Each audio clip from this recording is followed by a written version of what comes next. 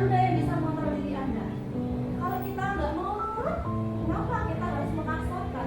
Kita punya kontrol sendiri, ya.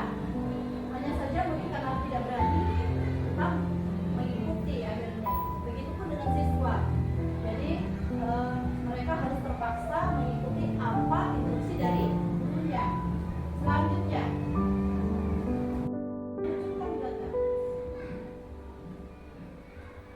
teori kontrol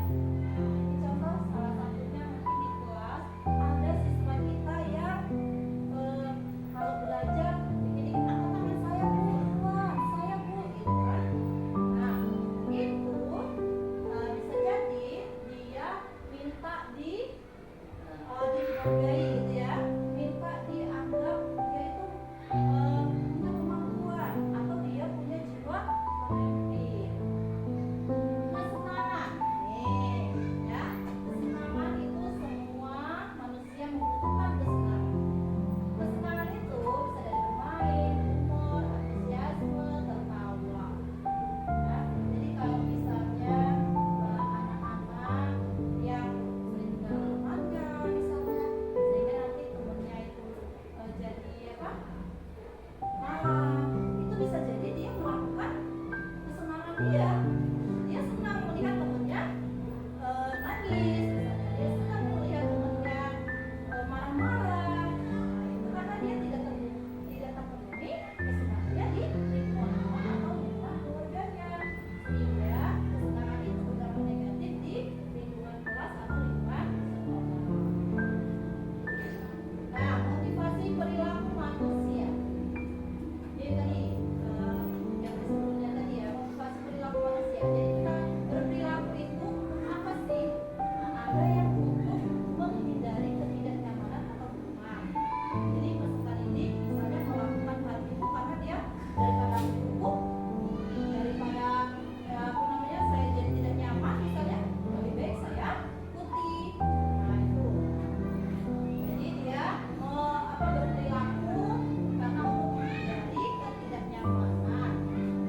Selanjutnya untuk mendapatkan imbalan atau penghargaan orang lain. Jadi dia berperilaku seperti itu atau melakukan sesuatu karena mengharapkan imbalan. Itulah kenapa sekarang itu tidak boleh memberikan imbalan kepada peserta didik, salah satunya karena bisa menimbulkan apa yang dilakukannya mengharapkan imbalan. Dan itu tidak apa namanya tidak efektif ya. Selanjutnya untuk menjadi orang yang mereka inginkan dan menghargai diri sendiri dengan nilai-nilai yang mereka percaya. Nah ini yang harus saya kerjakan. Jadi mereka melakukan hal tersebut tanpa mengharapkan imbalan, tanpa rasa takut ya karena menghindari hukuman misalnya, tapi mereka melakukan itu dengan kesadaran diri, dengan kemauan diri mereka. Jadi bukan karena ada yang memantau, rajin gitu kan. Begitu yang memantaunya menghilang, perilaku itu kembali terulang. Nah, itu tidak tumbuh dari dalam diri.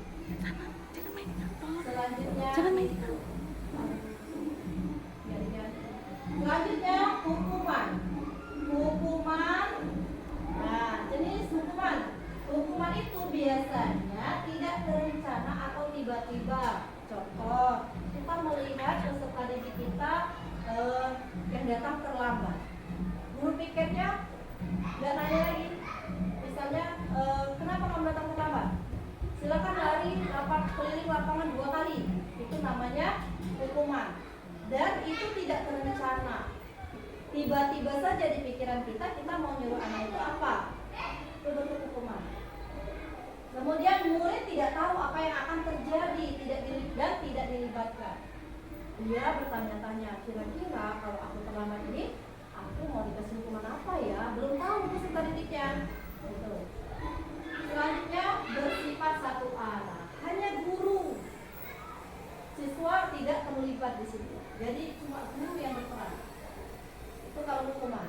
Berupa hukuman fisik atau psikis. Ya, fisik itu bisa misalnya menyentuh tubuh, sedangkan psikis itu bisa dari perkataan. Sehingga perkataan kita itu melukai hatinya dan bisa diingatnya. Mungkin bahkan sampai mereka tidak sekolah lagi di situ mereka ingat.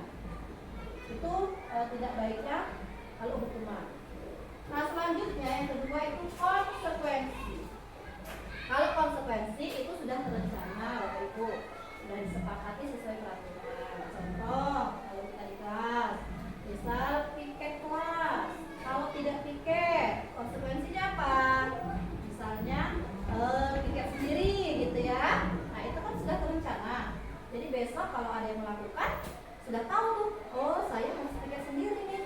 Kalau saya tidak mengikuti piket, gitu. Jadi mereka sudah tahu konsekuensinya apa. Kedua, murid tetap dibuat tidak nyaman, ya. Mereka tidak nyaman. Ini aku harus melakukan ini. Kalau aku melakukan kesalahan, saya harus piket misalnya. Kalau saya ribut, nanti saya disuruh bawa minyak sampah seperti itu. Itu tidak baiknya kalau dia konsekuensi. Yang ketiga itu restitusi. Nah ini restitusi ini Bapak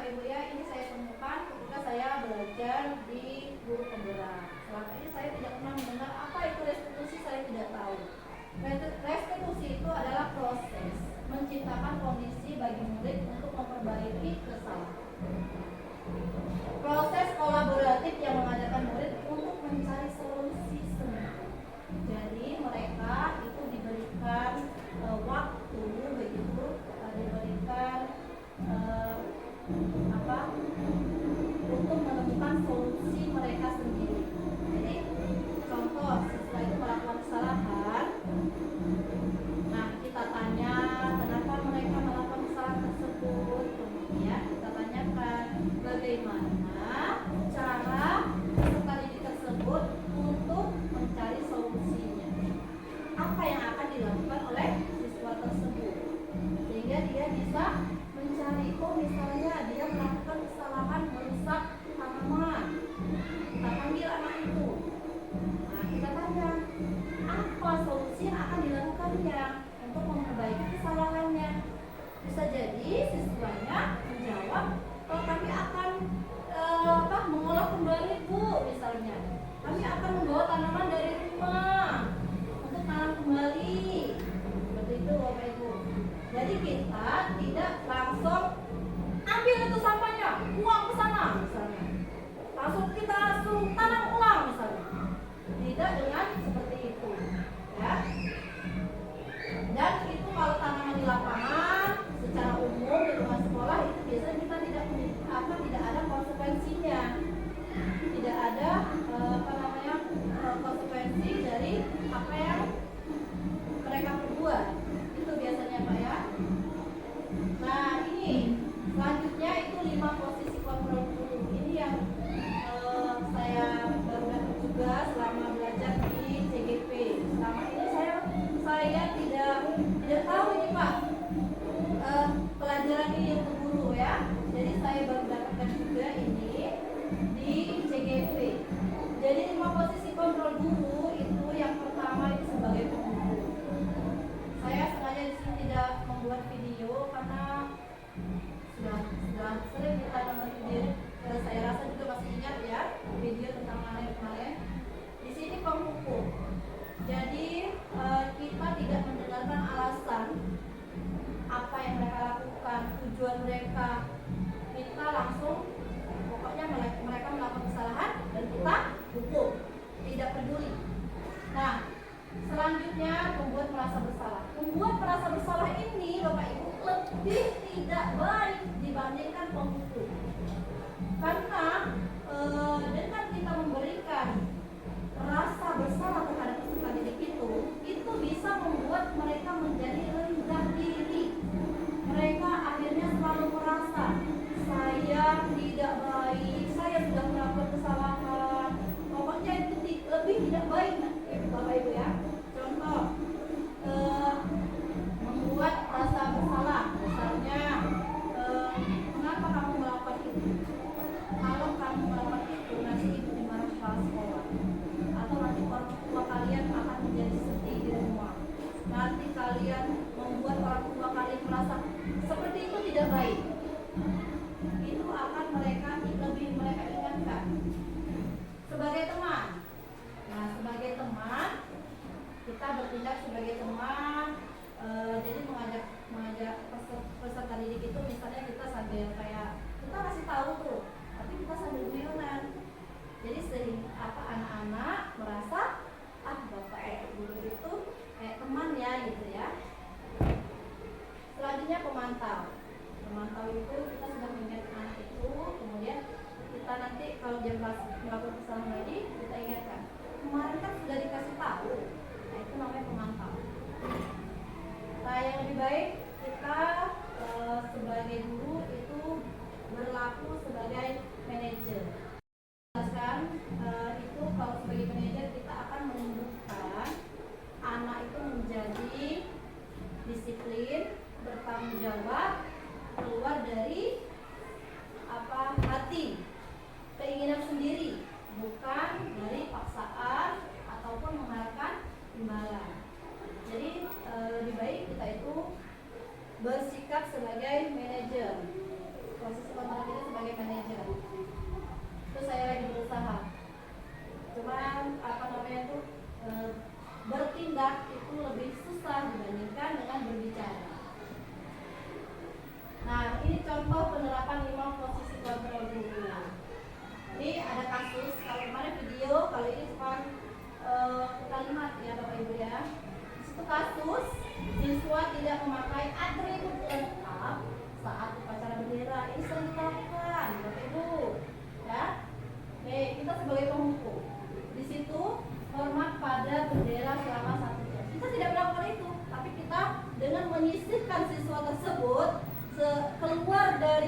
biasanya itu kita sudah bertindak sebagai penghukum Bapak Ibu. Ya, selanjutnya pembuat rasa bersalah. Itu kalimat rasa bersalah. Berapa kali ibu atau bapak harus memberitahu kamu, kamu selalu saja mengecewakan ibu bapak. Nah, itu membuat mereka merasa bersalah. Aduh, saya sudah mengecewakan bapak ibu hari ini. Itu. Selanjutnya sebagai teman. Kalau sebagai teman, ini ucapannya. Ayo dong, ikuti aturan sekolah. Tolong ibu atau bapak ya sekali ini. Ya sudah, nggak apa-apa. Lain kali jangan sampai berbuat seperti ini lagi ya. Itu kalau kita bertindak sebagai teman, kalimatnya enak, santai gitu ya. Tapi biasanya siswa sering sedikit menganggap enteng gitu ya. Selanjutnya kalau kita sebagai pemantau, kalau kita pemantau ini kalimat, kamu sudah melanggar peraturan sekolah, kamu tahu konsekuensinya. Nah, udah konsekuensinya. Setelah upacara kamu beli atribut ke koperasi dan jangan diulang-ulang. Jadi kira-kira dengan menyisihkan anak di luar barisan itu termasuk pemantau atau hukum? Itu. Nah, ini yang terakhir itu sebagai manajer. Kalau kita bertindak sebagai manajer, perkataannya seperti ini. Apakah kamu tahu kesalahanmu? Kita tanya, tahu nggak dia? Sadar nggak dia dengan kesalahannya? Ada tapi kemudian kira-kira bagaimana kamu memperbaiki kesalahanmu? Ya, kita tanya dengan siswa tersebut. Kita tanya apa? Dia sendiri yang menemukan untuk memperbaiki kesalahannya. Ya, dia sendiri yang menjawab. Misalnya, saya harus melengkapi atribut saya, Bu. Misalnya, nah, gimana melengkapinya? Misalnya, saya harus beli di koperasi. Nah, 5 posisi kontrol. Apakah aku di sini Bapak Ibu? Saya akan bertanya sama Bapak Ibu, ya.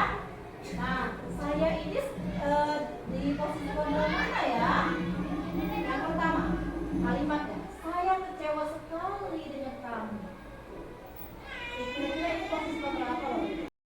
Kedua, pemberi rasa bersalah. Nah, selanjutnya, kamu tidak pernah benar melakukannya. Bapak melakukannya. Kamu tidak pernah benar melakukannya. Itu kira-kira di posisi kontrol berapa?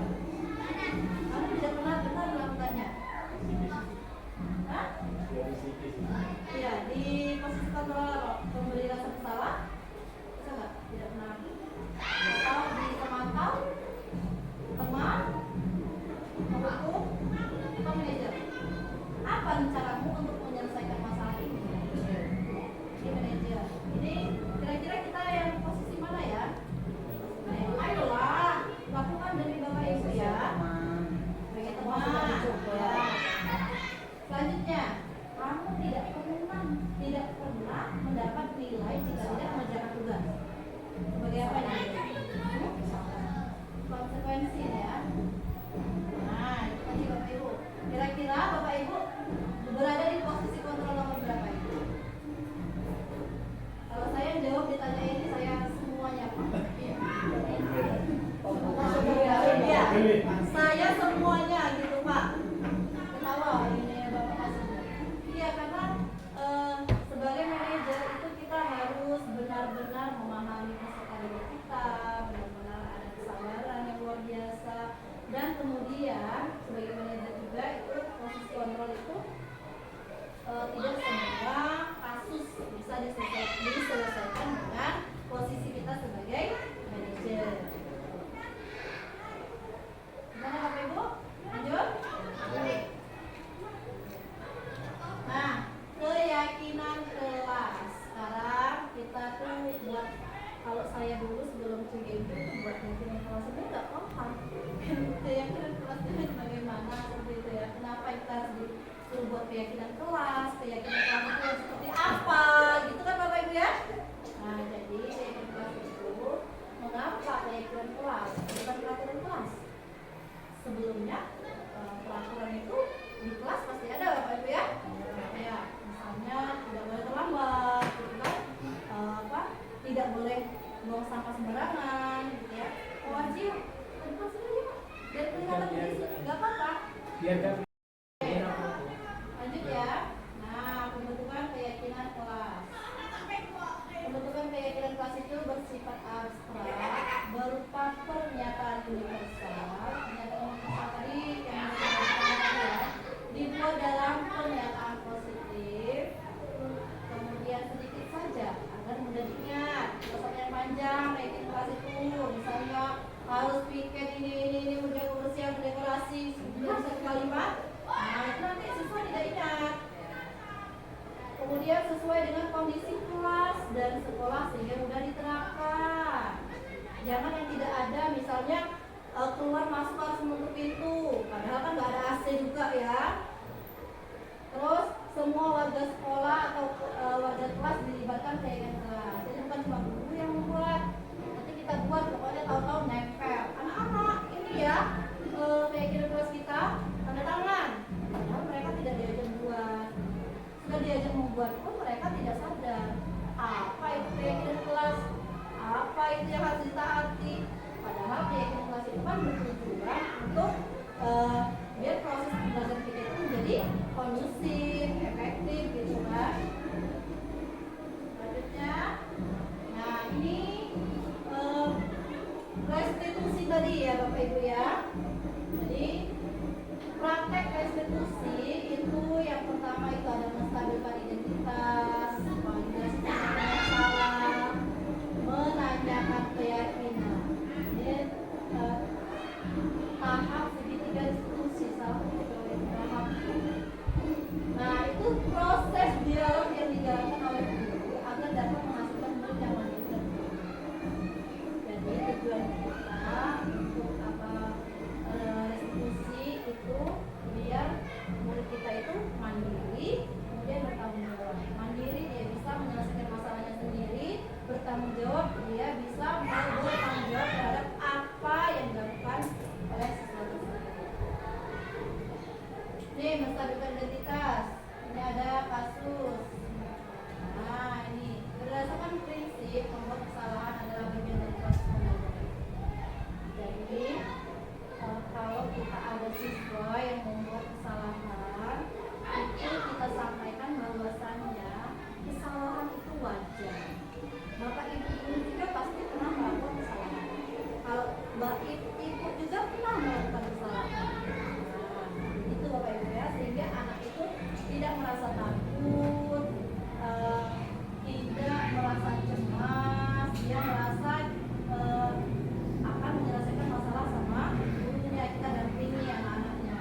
Jadi tidak cuma dimarah-marah gitu kan, habis itu sudah. Kita tidak mencari solusinya dari masalah dia itu. Nah, yang pertama berbuat salah itu wajar. Tidak ada manusia yang sempurna. Ibu atau bapak juga pernah melakukan itu. Ini kata-katanya ini Bapak Ibu ya. Kita akan menyampaikan kepada peserta itu.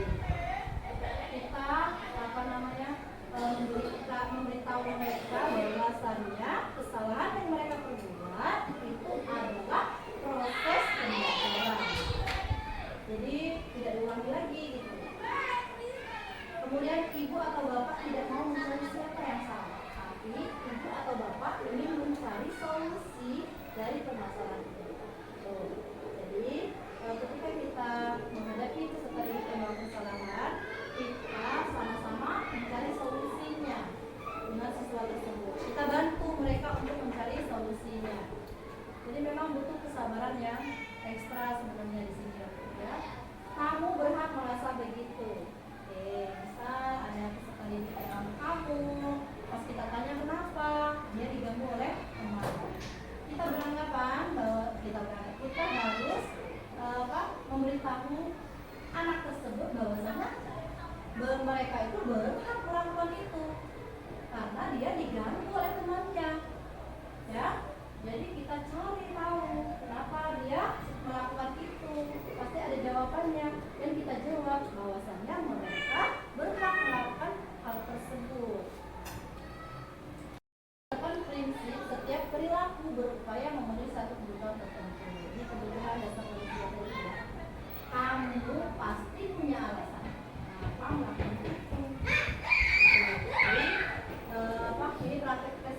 Bapak Ibu ya, ini kalimat yang kita sampaikan.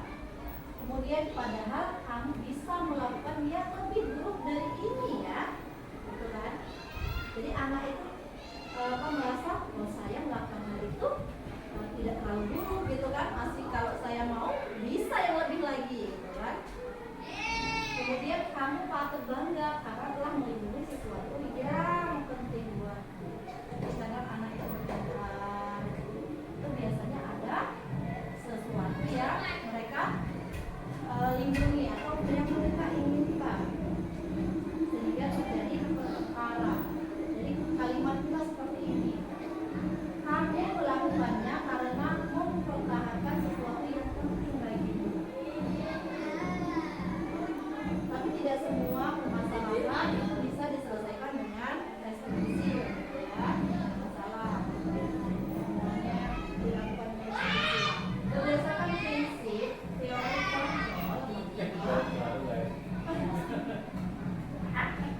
dasarnya kita termotivasi secara intrinsik. Jadi ini ya. Jadi apa kesadaran itu memang benar-benar dari dalam diri.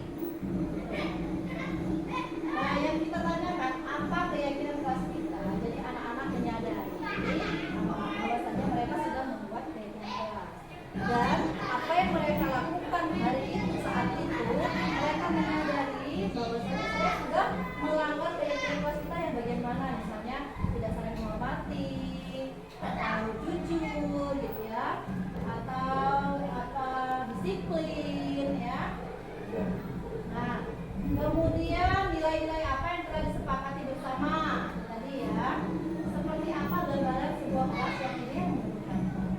Kita tanya tuh anak itu, nah kelasnya dia menurut dia seperti apa, kelas yang bagus ya, kelas yang mereka inginkan gitu kan. Kemudian kamu ini menjadi orang yang itu kita tanyakan sama anak. Setelah dia menjawab, bisa kita jabarkan ya, kalau mereka tuh ingin apa, orang yang seperti apa misalnya. Nah nanti kita, nah ini contoh dari pendekatan resolusi yang saya lakukan di kelas 5 itu Bapak Ibu ya. Panggil sendiri-sendiri. Nah, kemudian ditanyakan bergoyang-goyang anak yang apa, yang megang HP-nya nggak mantap seperti itu. Jadi anak ditanya apa tujuannya melakukan salah itu, kemudian keyakinan kelas yang mereka tidak patuhi. Abi. Baiklah Bapak Ibu, ini tadi materi yang saya sampaikan. Mungkin ada yang ingin ditanyakan, kita berbagi belajar Bapak Ibu ya. Silakan. Oke, Pak Kusnan. Assalamualaikum warahmatullahi wabarakatuh. Waalaikumsalam warahmatullahi Dalam wabarakatuh. mengelola tugas mengajar tentu ada sesuatu yang kita butuhkan. Yang pertama pertanyaan saya, jadi apakah semua guru termasuk itu oke, termasuk musuh belajar multiple Pancasila, pertama dalam melaksanakan kegiatan tersebut biasanya yang dilaksanakan kalau nanti kamu itu sampai juara satu kabupaten, maka kamu akan dapat dewan selaku sini. Apakah ini termasuk melanggar dari suatu kabupaten? Gimana? Itu lewat Pak ya? Ya, itu kan juga Ya, jadi di sini Bapak yang pertama tadi Pak PJOK ya Pak ya? Ya. Jadi tentunya Bapak semua mengikuti tanpa terkecuali itu sudah pasti harus menuju ke profil pelajar Pancasila, karena kita sekarang sudah kurikulum kita kan sudah merujuk ke paradigma baru, profil pelajar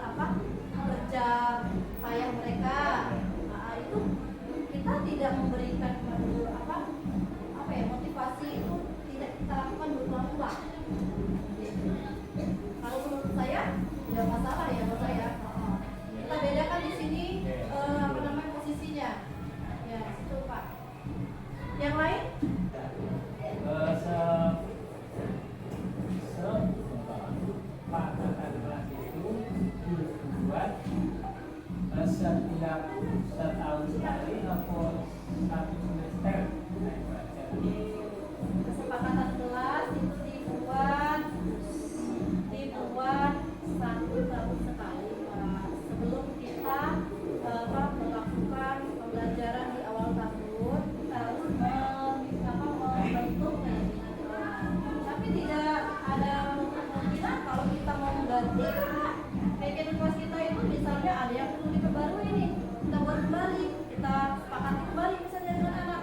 Tapi itu semua kegiatan itu biasanya di awal tahun kita buat kesepakatan kelas. Nah, kesepakatan kelas itu, Pak, itu menuju ke nilai kebajikan universal, Pak. Nah, di sini ada, Pak, ini nilai kebajikannya.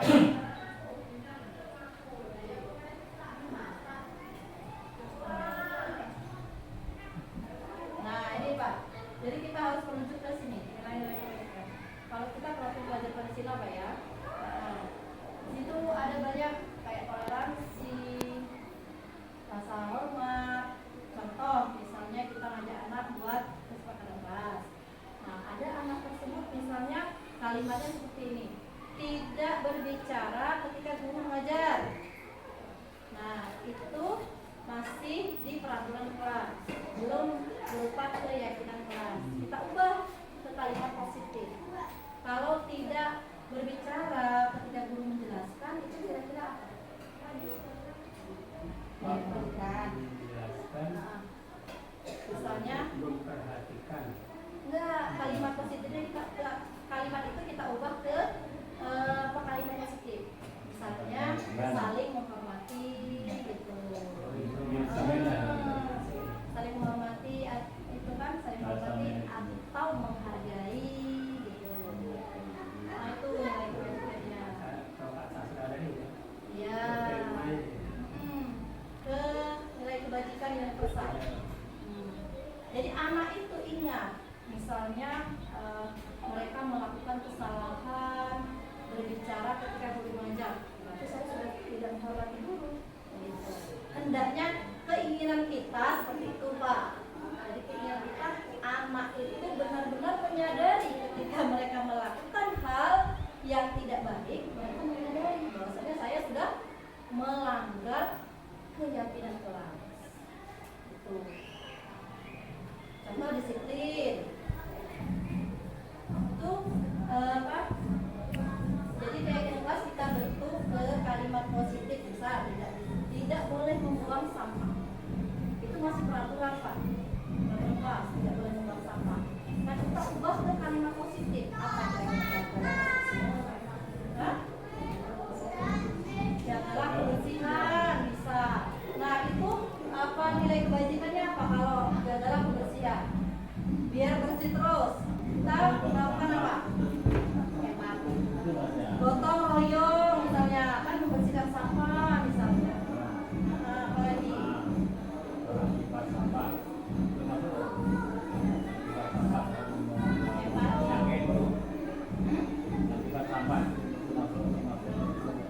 Iya, biar tidak banyak sampah, biar nggak banyak sampah. Apa yang kita lakukan?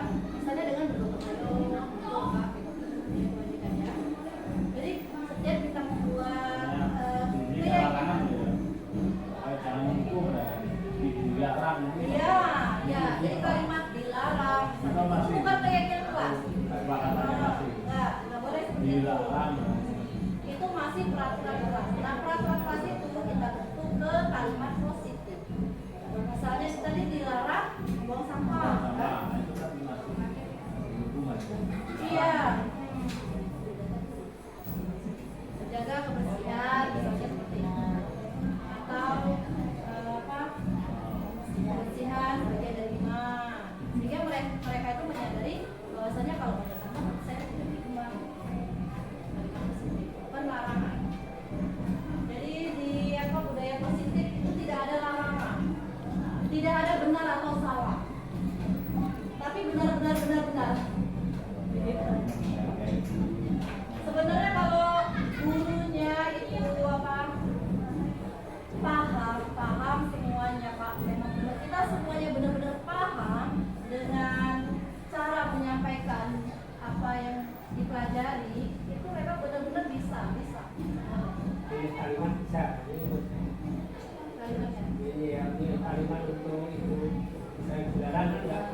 Iya, makanya itu Iya. udah diganti aja. Yang positif tadi kan. Iya. Dilarang atau tidak boleh itu bukan kalimat positif. Jadi anak itu masih beranggapan itu kan apa? Larang. Kalau kita melanggar berarti ada hukuman gitu, Pak. Tapi tetap ada konsekuensinya. Keyakinan kelas harus ada konsekuensinya. Dia bentuknya konsekuensi, Pak. Konsekuensi itu berarti kita sudah terencana. Bukan hukuman. Bukan. Itu direncanakan dulu konsekuensi. Iya. Betul. Yang melanggar harus ngapain? Mereka harus tahu. Ya.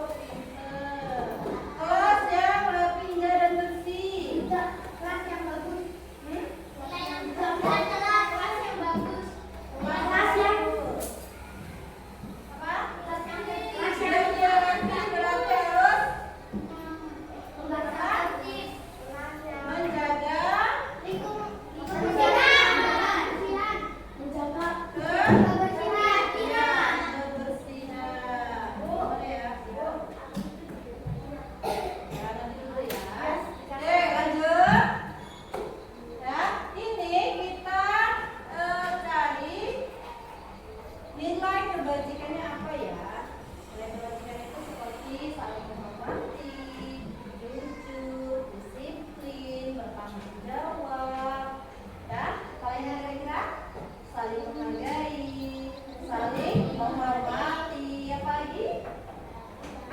Toleransi, komitmen, ya. Nah, ya sopan, santun, ya. Nah, lanjutnya ini. Mematuhi keyakinan kelas. Kalau kita mematuhi keyakinan kelas, nilai kebajikannya apa ya? Kalau kita patuh dengan aturan, dengan apa kira-kira? Hah? Iya, bisa disiplin. Pintar semua anak kelas 5. Disiplin, satu lagi, satu. Nggak boleh sama yang antara 5 ini ya. Melaksanakan piket. Kalau melaksanakan piket, kalau melaksanakan piket,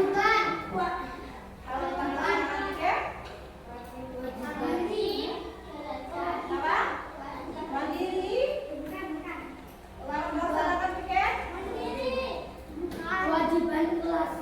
Hah? Kalau kita selalu melaksanakan piket tanpa ada surat, bisa melaksanakan piket secara mandiri. Oke. Belajar dengan tertib. Komitmen, ya, bisa komitmen, ya. Membuang sampah pada tempatnya. Ya. Sudah ada.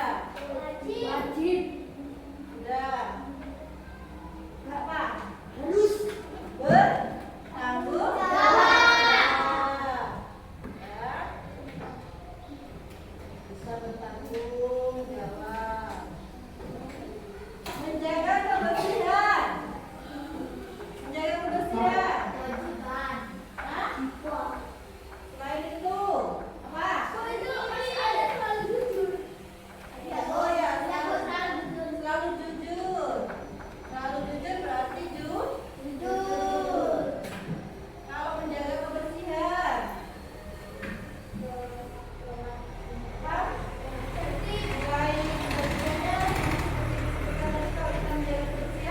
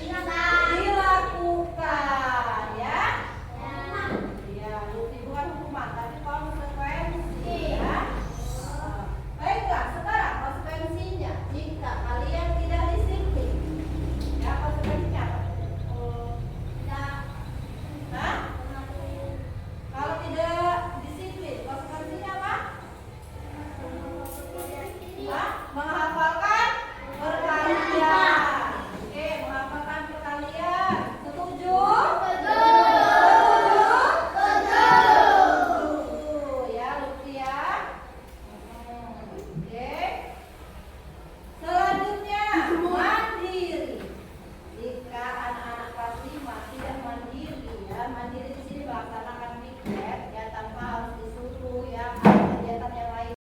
Baiklah anak-anak, kesepakatan kelas, keyakinan kelas ini sudah jadi ya. Ibu minta kalian semua bisa komitmen menjalankannya.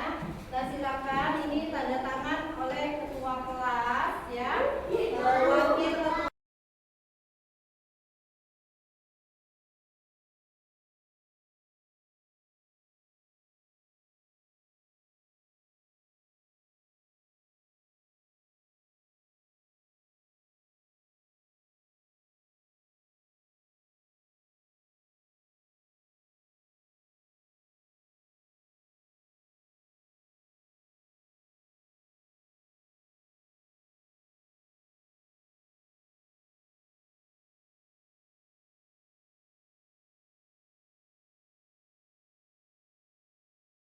Assalamualaikum.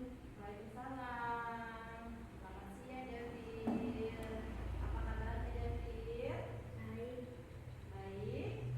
Ya, alhamdulillah. Devir tahu kenapa ibu panggil ke sini? Iya. Kira-kira apa kesalahan Devir kalau ibu panggil ke sini? Saya mengganggu teman saya, Bu.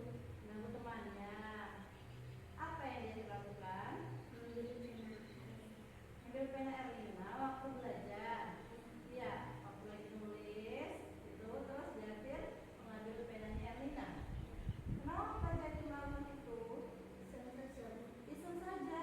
Waduh, baiklah Devir. Ibu tahu kita sebagai manusia biasa pasti pernah melakukan kesalahan. Ibu juga pernah melakukan kesalahan. Nah, kira-kira Devir itu sudah melanggar keyakinan kelas tidak? Iya. Kira-kira keyakinan kelas yang seperti apa yang dia lakukan? Tidak komitmen. Tidak menghargai teman. Oke, jadi tahu ya, Davir sudah tidak melakukan keyakinan kelas, sudah tidak komitmen, sama tidak menghargai teman. Temannya lagi nulis, lagi belajar, kemudian Davir mengganggu. Baiklah Davir, kira-kira apa yang akan Davir lakukan untuk memperbaiki kesalahan? Saya akan minta maaf, Bu, dan saya berjanji tidak usil lagi. Oke, ya baik sekali Javir ya. Jadi setelah ini Javir mau minta maaf sama temannya dan berjanji tidak akan mengulangi. Iya. Oke, baiklah Javir. Kira-kira kapan Javir akan mengulangi hal itu? Besok ya, Bu. Besok. Baiklah, Javir berjanji tidak akan mengganggu temannya lagi. Iya, mulai besok ya. Oke, baiklah Javir. Ibu hargai apa yang sudah Javir rencanakan. Ya, dan segera dilakukan, tidak mengulanginya lagi, Javir ya. Oke, ibu percaya sama Javir. Semoga Javir bisa menjadi anak yang lebih baik lagi. Oke? Oke, terima kasih Javir ya.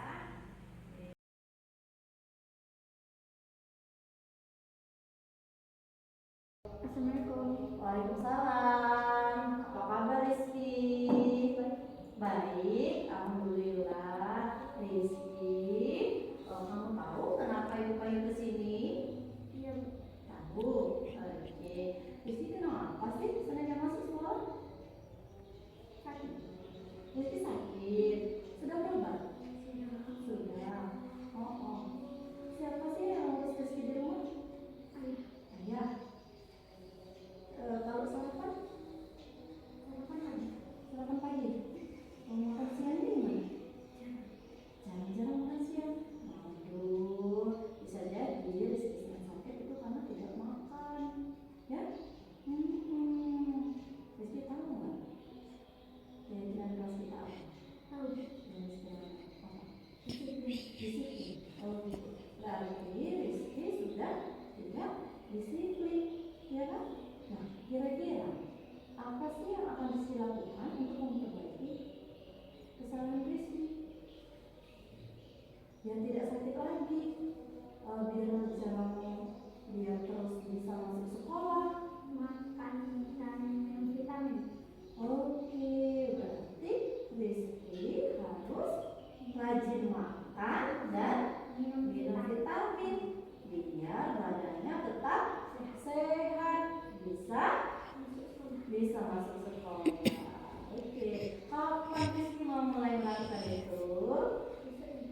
besok.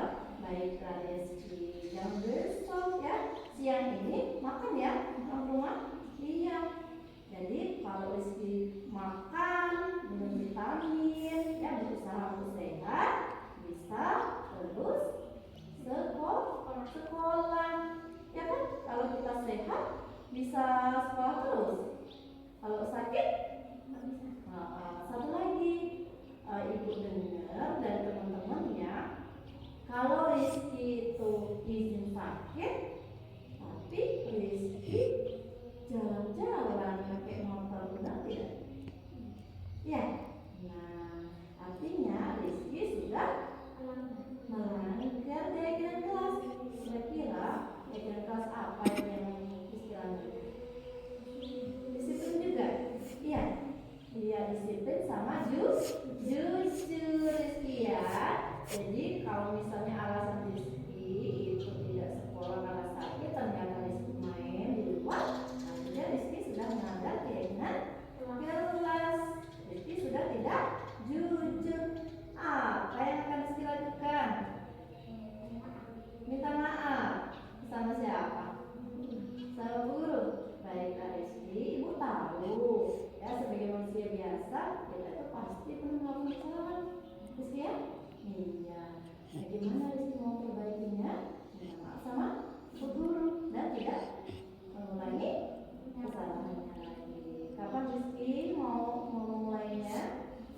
Nanti. Ya, mulai nanti besok rajin makan, ya, dan vitamin, rajin sekolah.